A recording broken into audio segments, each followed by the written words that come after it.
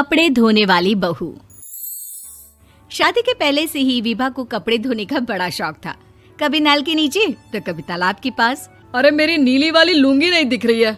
विभा की अम्मा, कहाँ रखी है लुंगी? अरे वो तो विभा ने परसों ही धोकर रखी थी आपकी अलमारी में, देखो वहीं होगी। वो ना मैंने आज धो दी, मुझे लगा कि गंदी हो गई होगी।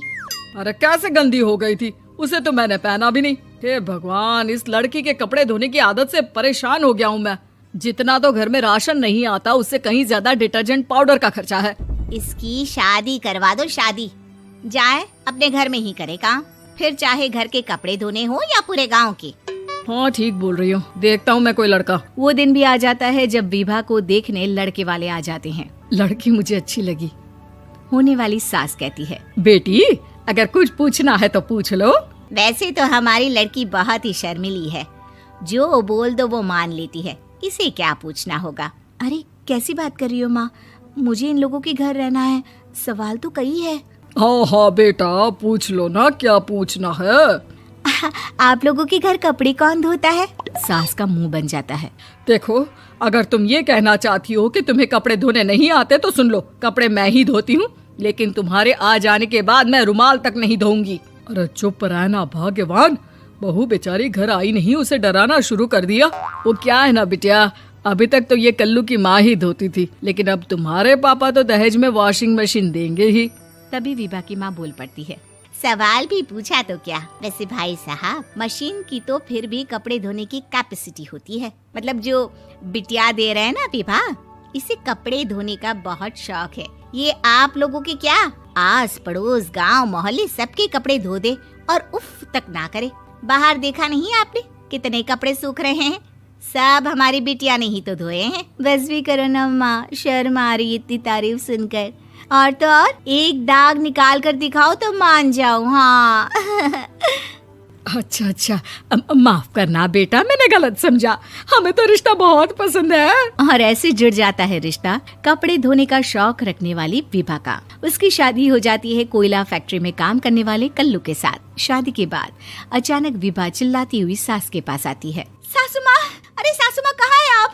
ये तो धोखा है, धोखा दिया आप लोगों ने मुझे। इसे ससुर के चक्कर के बारे में पता चल गया।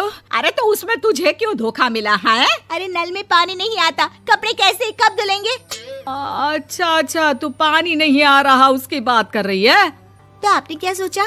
कुछ नहीं। अच्छा, तेरी माँ ने कहा था कि कपड़े धोने का शौक है, तुझे याद आया मुझे।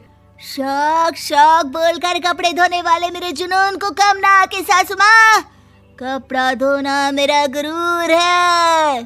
तभी पति भी वहाँ आ जाता है। अभी मैंने इसे सनी देओल की फिल्म दिखाई है, उसी के डायलॉग मार रही है माँ। अच्छा सुन, साफ साफ बता रही हूँ, पानी सुबह 4 से 6 और शाम को 10 से 12 आता है, समझी?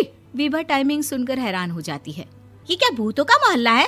सुबह 4 बजे उठकर कौन कपड़े धोता है? 4 बजे टंकी में पानी जाता है, फिर सारा दिन धोना ना, किसने मना किया?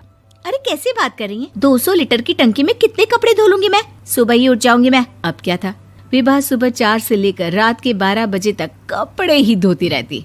एक रोज सास पड़ोस से निकलकर कहीं जा रही होती है कि साथ वाली कहती है, हाँ कल्लू की माँ, जरा ये बताओ कि 2 साड़ी है, 2 ब्लाउज और एक पेटीकोट और एक नाड़े वाला लंबा कच्छा। हाँ तो?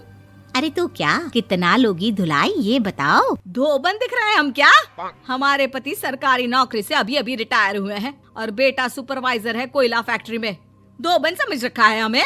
हाय रे कल्लू की अम्मा, माफ कर दो, वो तो मोहल्ले में यही सब बता रहे थे कि तुमने बहू को कपड़ा धुलवाने के काम में लगा दिया है। सास को पड़ोसन की बात सुनकर गुस्सा आ जाता है। वो घर पहुंचती है जहां घर के बाहर ही इतने सारे कपड़े सूख रहे होते हैं जितने कि किसी धोबन के घर पर। अरे ओ कल्लू की दुल्हन, बाहर निकल। माँ जी यहीं आ जाओ, बाथरूम में चादर धो रहे हैं हम। अरे अभी हम धोते हैं, तुमको बाहर निकलो। ये आस पड़ोस वाले बोल रहे हैं कि हम बहू से कपड़े धुलवा कर उसे कपड़ा धोने वाली बना दिए हैं। अरे छोड़ो ना माँ जी, किन लोगों की बातों में आती हो? आस पास के लोगों का तो काम ही होता है कि वो किसी तरह सास बहू को लड़ा दे। बहू सारे घर के कपड़े धोती है, ये क्या कम है? बोलिए। सास को भी लग जाता है कि वो बहू का ये सनकीपन नहीं छुड़वा सकती, इससे अच्छा है कि खुद ही चुप हो जाए।